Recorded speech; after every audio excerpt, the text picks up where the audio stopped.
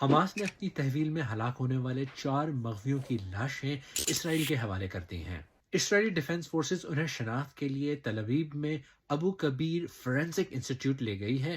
شناخت کے بعد مرنے والے یرغمالیوں کے گھر والوں کو اطلاع دی جائے گی۔ اسرائیل کے صدر آئسیک ہرزوگ نے کہا کہ پوری قوم کا دل ٹوٹ گیا ہے۔ انہوں نے اسرائیل کی ریاست کی طرف سے پوری قوم سے ان افراد کو زندہ واپس نہ لانے پر معافی مانگی۔ حماس نے جن 4 مغویوں کی لاشیں ریڈ کراس کے حوالے کی، ان میں 2 کم عمر بچے بھی شامل تھے۔ ان میں شری اور ان کے 2 بچے کفیر اور ایریل کی لاشیں شامل ہیں۔ یہ بچے بھی حماس کی قید میں تھے۔ اغوا کے وقت بباس خاندان کے ان بچوں کی عمریں 9 ماہ اور 4 سال تھیں۔